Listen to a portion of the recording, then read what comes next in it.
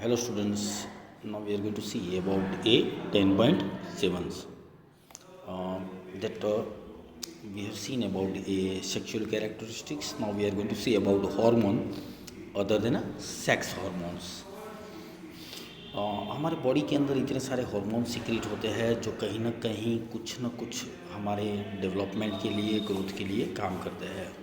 As such is it has been given in a diagram 10.3. Again the hormone secreted by pituitary ये stimulate करते हैं testis and ovaries to produce their hormones. You have already learn that the pituitary gland is an endocrine gland. तो it is attach कहाँ पे होगा? Brain पे. तो pituitary gland और इंडोक्राइन ग्लैंड एक दूसरे के साथ नज़दीक में ही होते हैं. Apart from the pituitary gland, testis male के अंदर and ovaries in the female. There are other endocrine glands in the body such as thyroid. ये बहुत ही इम्पोर्टेंट ग्लैंड के अंदर आता है जो बॉडी के डेवलपमेंट के लिए सबसे ज़्यादा इम्पोर्टेंट हार्मोन सीक्रेट करता है. उसके बाद आता है पेनक्रियास. पेनक्रियास जो हमारे डायबिटीज़ मेलिटस के लिए या जो ग्लूकोज का एब्जॉर्प्शन होता है उसके लिए काम करता है. एंड एड्रेनलिन्स ये हमारे बॉडी के सबसे इम्पोर्टेंट पार्ट है. एड्रेनलिन का लोकेशन अगर आप देखो तो किडनी के ऊपर ये लाई करता है. ओके. पेनक्रियास जो है वो भी जीआई ट्रैक्ट के अंदर ही होता है.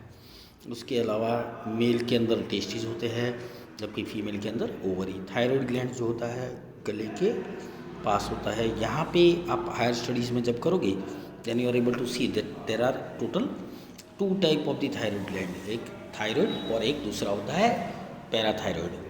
Pituitary gland is called as master gland brain.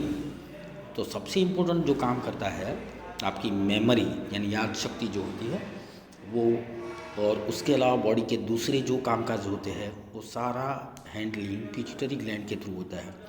बूजो and Paheli has visited their aunt who was a doctor and remember that boy named Kakka had a very big and bulging throat. गले के अंदर सूजन आ गया था. Their aunt had told them that Kakka was suffering from a goitre. गले के आसपास के जो एरिया होता है यानी नेक का पोर्शन जो हम बोलेंगे वहाँ पे पूरी सूजन थी. तो उन्होंने बोला कि disease of this thyroid gland. तो कक्का thyroid gland was not producing the hormone that is called ना थायरोक्सिन. तो थायराइड कौन सा हार्मोन सीक्रेट करेगा बेटा? थायरोक्सिन. तो ये थायरोक्सिन का प्रोडक्शन जब कम हो जाता है तो उसकी वजह से ये प्रॉब्लम होता है. गले के ऊपर स्वेलिंग आना, वॉइस के अंदर चेंज आना, बॉडी के अंदर ओवरवेट होना, और आरबीसी जो होते हैं वो मेगालोब्लास्टिक एनीमिया हो जाता है जो आप हायर स्टडीज़ में स्टडी करोगे. Their aunt also told that their uncle was suffering from a diabetes. जो उनके अंकल थे वो भी डायबिटीज़ से सफ़र करे बिकॉज जो पेंक्रियास जो है was not producing the hormone.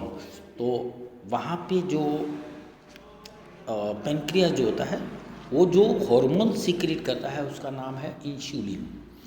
Is sufficient quantities.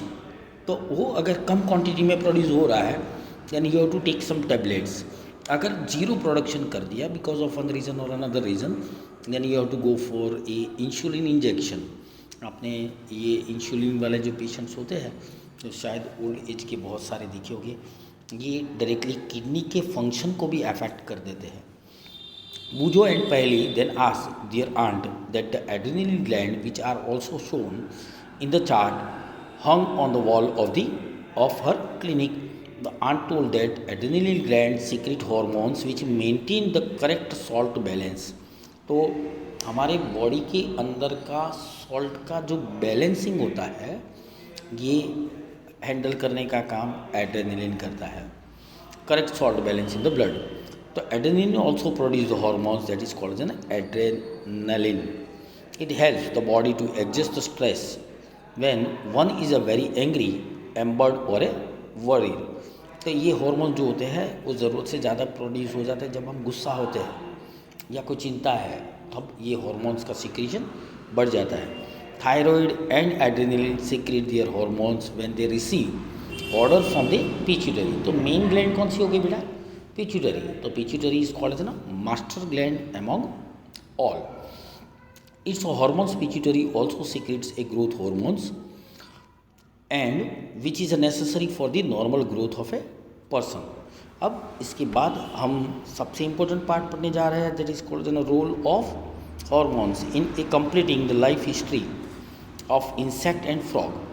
तो ये ऐसे नहीं है कि ये हमारे बॉडी के अंदर ही काम आता है या ह्यूमन बीइंग के अंदर ही होते हैं. They are also available in a all insects everywhere, यानी जितने लिविंग बीइंग है उनके अंदर कुछ ना कुछ हॉर्मोन्स का सिक्रीशन होते रहता है. You already learn about the life history of the silk moth and frog. तो जो कैटरपिलर जो होते हैं ना has passes through a various stage to become a adult moth. तो ये 7th के अंदर आपने इसके डायग्राम में के फॉर्म में आपने इसका स्टडी किया होगा. ऐसे ही फ्रॉग के अंदर बेटा ये शुरुआत के स्टेज में टेडपोल के फॉर्म में होता है and then gradually its gets develop. और this change from a larva to a adult is called metamorphosis. क्या बोला जाएगा? मेटामॉर्फोसिस. तो metamorphosis is insect in a controlled by a insect hormones. तो in a frog it is controlled by a thyroxine. तो frog के अंदर भी ये सिक्रीशन होता है. The hormone produce by a thyroid. तो थायरोक्सिन का जो प्रोडक्शन होता है require the presence of iodine in water. तो सैलिनिटी होती है हर एक पानी के अंदर. सलाइन जहाँ पे भी होगा वहाँ पे NaCl यानी सोडियम क्लोराइड यानी नमक हो गया बेटा. ऐसे ही उसके अंदर आयोडीन की रिक्वायरमेंट होती है. तो इफ़ द वाटर, ये बहुत ही कम क्वांटिटी में रिक्वायरमेंट होता है, लेकिन अगर आयोडीन बॉडी को नहीं मिला देन थायरॉयड ग्लैंड का फंक्शन जो होता है वो सही तरीके से काम नहीं कर पाता. Thyroxine production requires the presence of a iodine in water.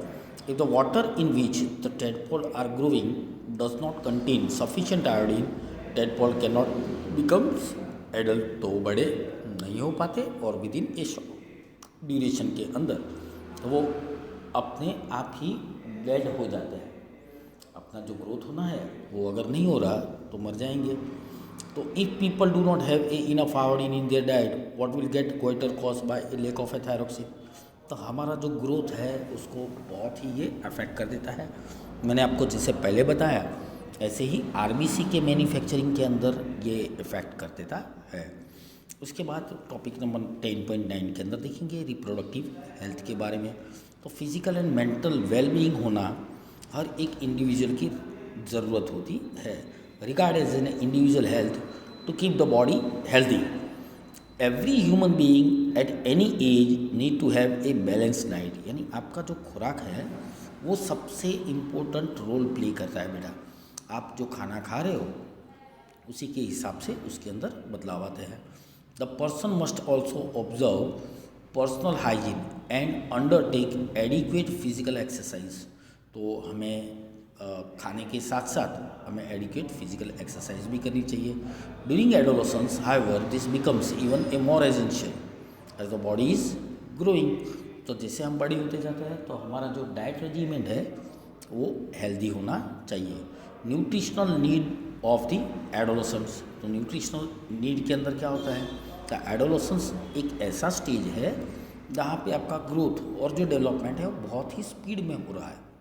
तो वो टाइम पे आपका डाइट रेजिमेंट है वो बहुत ही हेल्दी होना चाहिए.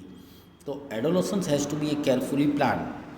You have already learn what a balanced diet. In a recall that a balanced diet means that meal include क्या क्या होना चाहिए.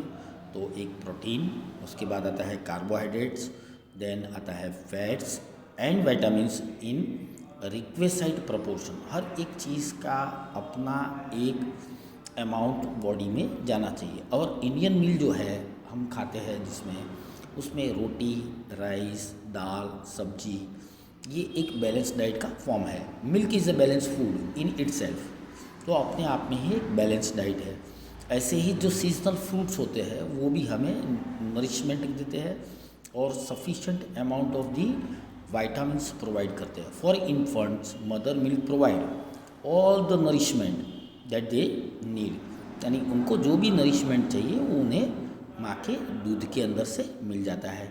आयरन जो होता है built a blood and iron rich food such as a leafy vegetables अगर आप ले लेते हो, जैगरी लेते हो, गोड़, मीट है, साइट्रस, खट्टे फ्रूट जो आते हैं, लेमन है, ऑरेंज है, वो अगर आप सही मायने में खाते हो तो भी ये आपको एक अच्छा आयरन रिच सोर्स के अंदर गिना जाता है।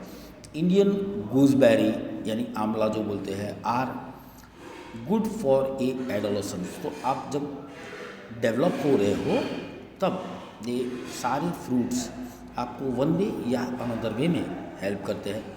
Check item for a lunch and dinner in your meal. आप आपकी मम्मी को देखोगे तो कई बार करेले की सब्ज़ी बनाते हैं, आपको पसंद नहीं आता, but that everything is needed for your development. ये इसके अंदर सीरियल्स भी होने चाहिए which gives U A energy, milk है, मीट है, nuts, pulses which provide protein for a growth.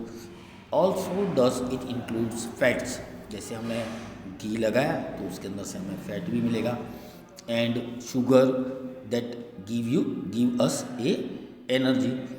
तो फैट भी हमें एनर्जी देता है। फैट कैसे देगा बेटा? जब आप खाने में सही मायने में अगर एनर्जी वाला कुछ इनटेक नहीं ले रहे हो तब ये आपको हेल्प कर देता है, और उसी की वजह से उसका ब्रेक डाउन होगा और it get converted into form of a sugar. Sugar का ग्लूकोज के अंदर कन्वर्ट होगा और वो आपको एनर्जी प्रोवाइड करेगा। What about the fruits and vegetables which are a protective food? तो ये जो है चिप्स एंड ए पैक्ड और 18 स्नैक्स जो होते हैं दो आर वेरी टेस्टी, आपको खाने में बहुत ही अच्छे लगते हैं।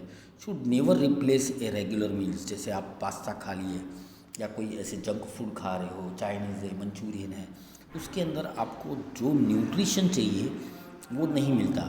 आपको चेक करना है, आप आपके नीचे के स्टैंडर्ड में चले जाओ, आप प्राइमरी सेक्शन के बच्चों को देखोगे, they are having specs and sometimes they are not able to see, visual impairment हो जाती है विटामिन ए की डेफिशिएंसी की वजह से। ऐसे ही कई बार they are having a obesity, बहुत ही हट्टी कट्टी हो जाते हैं, जाड़े हो जाते हैं because of this junk food. तो वो बने तब तक हमें अवॉइड करना चाहिए जब हम एक चाइल्ड के अंदर से एडोलेसेंस के अंदर जा रहे हो, तभी हमें ये फूड का रियल इम्पोर्टेंस पता चलता है। यहाँ पे एक एक्टिविटी दे दी है 10.4, make a group with your friends, write down item of A food in your breakfast, lunch, dinner. तो हर एक के स्टेट वाइज भी आपके इसके अंदर वेरिएशन दिखेगा। साउथ में चले जाओ, यू आर एबल टू सी कि वहाँ का बंदा जो है वो इडली सांभर सुबह में नाश्ते में खा रहा हो। दूसरी कंट्री के होंगे तो उसके हिसाब से उसके अंदर बदलाव आता है। Identify the items responsible for a proper growth. Also identified the junk food that are consumed on a previous day. तो हर एक बार अगर आप देखोगे तो कुछ ना कुछ बदलाव आता है। ऐसे एक 10.5 की एक्टिविटी दे दी है। Get idea from A picture in a figure 10.6, prepare a chart of A poster and paste them in a class so that you are aware of the diet for a adolescence. You may use your creative idea and present it like an a advertisement. You may even a organic or organize a competition on this topic. Meat जो है वो भी एक खाने के लिए अच्छी चीज़ें है। अगर हमें वेजिटेबल्स नहीं मिल रहे तो इसके सब्सटीट्यूशन हो गया है। अगर मेरी सब्जी जो है वो कॉस्टली है तो मैं उसके बदले मीट लेना प्रीफर करूँगा, तो ये एक मेरे लिए प्लस पॉइंट हो जाता है। उसके बदले सेकंड में आता है दैट इज़ अ मिल्क है, एग है। फ्रूट्स के अंदर टोमेटो, एप्पल, ऑरेंज, ये सब हमें काम में आता है। उसके बाद आता है ग्रीन्स। ग्रीन्स के अंदर हम ज़्यादा करके वीट ये यूज़ करते हैं। उसके अलावा चना है, मूंग है, मठ है, ऐसे बहुत सारे पल्सेस और ग्रीन्स हमारे लिए अवेलेबल है। पर्सनल हाइजीन भी इसके अंदर इम्पोर्टेंट रोल प्ले करती है। Everyone should have a bath at least once every day.